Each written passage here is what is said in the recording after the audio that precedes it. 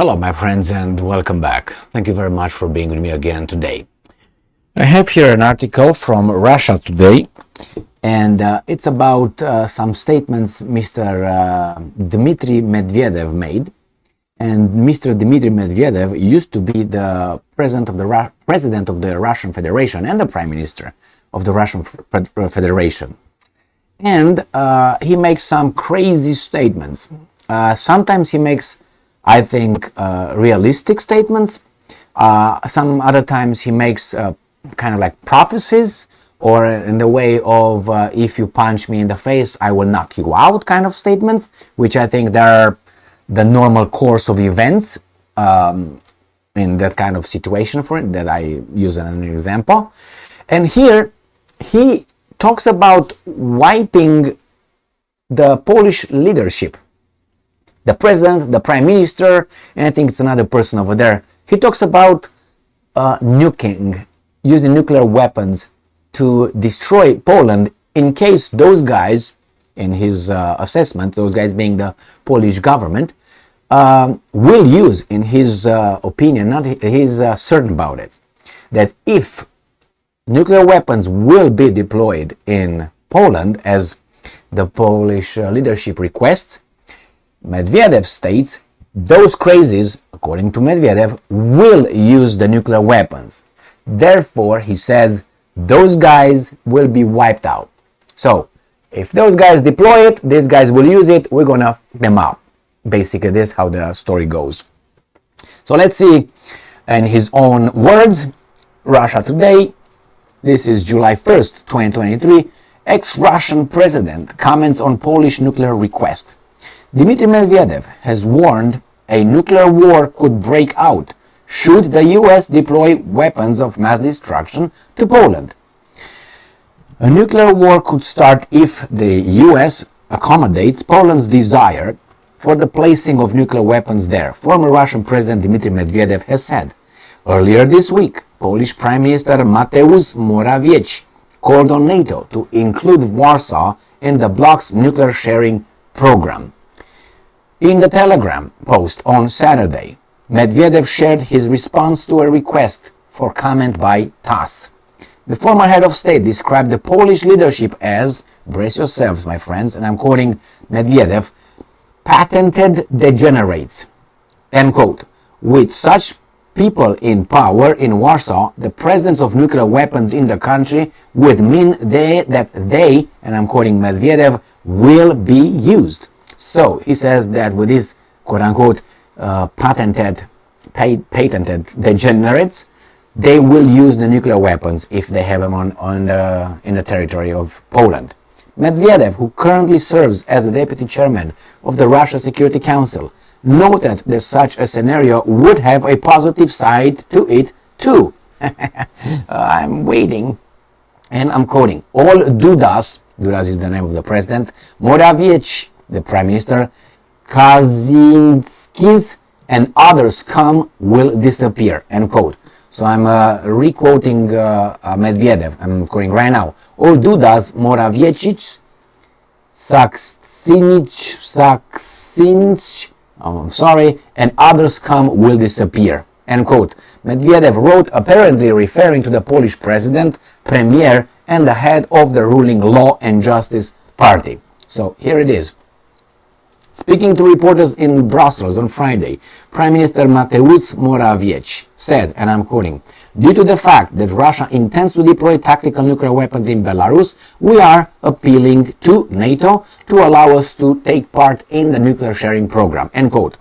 Launched in 2009, the NATO nuclear sharing program has seen US B-61 nuclear bombs deployed to various locations around Europe. So it was in 2009, my friends, when NATO moved in, United States, NATO, okay? 2009, and the Russians should just sit tight and wait for the big thing being inserted in their mouth. You know what I mean. Moscow and Minsk first revealed that they were in talks over the nuclear deployment in Belarus back in March, with agreement finalized in May. In mid-June, President Putin told his Belarusian counterpart Alexander Lukashenko that the preparations would be completed in early July, with a number of low-key warheads already in place. Around the same time, the Belarusian head of state claimed there were a threat directed at his country, which he had to, quote-unquote, counter. Lukashenko stressed that he would not hesitate to use the Russian nuclear weapons in case of aggression against Belarus.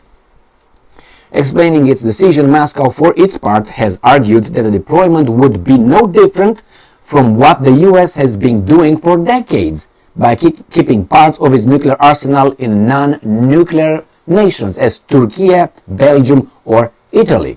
So, got that? Got the situation?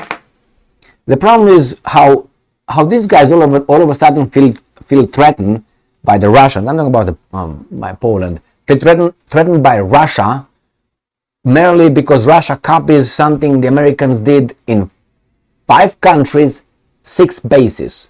Because the deployment of nuclear warheads in Europe and Turkey, if you want to put Turkey in, it's on 6 bases in 5 countries. So these guys did it once, and these guys is the end of the world. Why? It doesn't seem like reciprocity to you or to me, is it? I mean, if you can do something and I can't do something, that means I'm less than you. Somehow. I would like to know why. Because it was only you who used nuclear weapons, atomic bombs. It was nobody else. So you are doing something very aggressive, right? Bringing nuclear weapons close to me, let's say.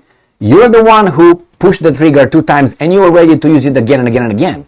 So remember, if the Japanese did not surrender unconditionally, okay, I think it was September 2nd, 1945, on the whatever ship they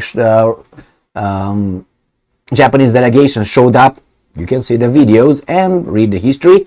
They showed over there, signed the unconditional surrender. Now, if they wouldn't have done that, the Americans would have kept going and going and going. That's what they said. We're going to start with Hiroshima, Nagasaki. I don't know if the next one was Tokyo or not.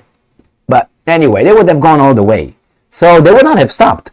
And you can argue how much you want. It would have stopped the killing, shortened the war.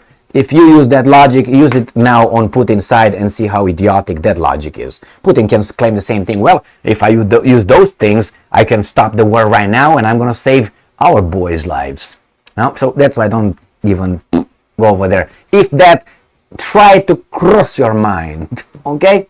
So here we have Medvedev. Now, for people who are so happy about Medvedev's, and there are people like that, happy with this kind of statements, don't put Medvedev to your heart yet, because you don't know yet Medvedev, who Medvedev is. People say, oh my God, we got here. I had a conversation actually yesterday, a very interesting conversation, and the intellectual I was having a conversation with told me that, hey, I was asking, what does he think? I mean, I don't see any second echelon in the Russian leadership. Let's say these guys are dying by, common death or whatever, natural death. Who's the next echelon? I don't see any youngster over there. Like something with 50. I'm compared to youngster. I said, they're all in the 70s.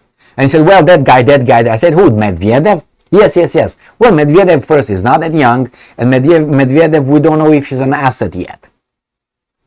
Because sometimes remember, Medvedev was considered the most liberal among all those guys in the Kremlin by the Western countries. Remember, he was and all of a sudden he's the biggest hawk. Anyway, so I don't know if he's just overdoing it. It's just a game. It was an order. It's staged. All of the above. But I will hold off to Medvedev being the successor, because I don't know yet. Sometimes your friend, remember Brutus and Julius Caesar, and the 15th of March 44 BC, BCE, right? BC, bullshit. Anyway, remember, Brutus was his friend. He was the one who stabbed him in the groin. And I think he was the first one, if I remember correctly. It doesn't really matter now. So, his best friend. Here, Medvedev is the one who was always second in command with Putin. He was Putin's prime minister, then they switched. He was the president, Putin was the prime minister, then they switched, and somehow he was taken out, and I don't even know who's now the prime minister of Russia. Somehow, I don't even know. He's not promoted whatsoever. So, I think, let's go to the Poles. The Poles might be, first, they will not be in charge of those weapons. They will not be in charge of those weapons. I know that's for a fact. But if Poland would have it, I would not discard the rhetoric coming from the Poles saying we're gonna nuke you if you don't do this. We're gonna nuke you. I mean, I think they're gonna use the nuclear weapons as in the middle of the conversation. Not okay. We're not gonna talk about that. Okay, that's over there as a deterrent. We're not gonna lose. I think they're gonna use that to win. That's a different take, you know. I want that, otherwise I'm going to do this to you. Instead of saying, if you attack me, I'm going to use those. So I can't lose. Like the Russians, that's why people say, oh, we have to win. Russia must be defeated. How in the you defeat a nuclear power? I mean, that's idiotic. Unless you destroy it from within, you know, and you want to have a new, how was that? Piazza di Milano, I think, with Mussolini, 1945. Remember that awful scene? With Mussolini and his mistress, can't remember her name, doesn't really matter, you can find, I used to know her very well, not, but, you know, and that was the scene, that was one of the reasons why the other guy in his bunker in Berlin said, I'm gonna just shoot my Kopf instead of having the masses do that, or have the justice of the Westerners take care of me. He said that many times, and then you can read his testament. But hey, doesn't matter, those guys are... But I'm just saying, I don't want to see the same spectacle I saw with Libya's Gaddafi. No. Or that thing in Iraq, another one. No, I don't want to see that. Well, you know, if you're guilty of something, you should be punished. But if we are so eager to be open with that, then I think you should get Blair, you should get Bill Clinton, you should get George W. Bush, and others, okay? But Hillary Clinton, and but since those guys are still hailed as, then no, I'm not gonna give my, let's say, my parent, because you didn't give your parent to be judge of the International Criminal Court. Why the Russians should do that? The Americans don't do that. Anyway, that's a different story. So, and I think Russia will obliterate Poland in a second if Poland does something bad. I think they're like this, ready. They talk too much, and they really want to hurt one another. Unfortunately, I don't know how they would. It was great before. Great. It was okay until this thing happened here, and you know, everybody jumped on the fray, and we're gonna do this to you, including the Baltic states. Holy fuck. Now everybody's tough, you know, with the United States in the background, they're all tough. If the United States would not exist, you will see how people start negotiating, being more polite, being more diplomatic, being more civil.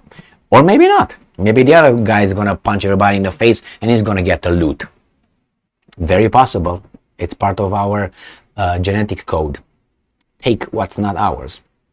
Or, you know, want it, and if we can't take it, it seems like that's why we made laws. And not only we made laws, we have to enforce the laws, because each and every country has laws, but some countries enforce them, some countries Thank you very much for being with me again today. Stay strong, stay smart, look for the truth, and be just.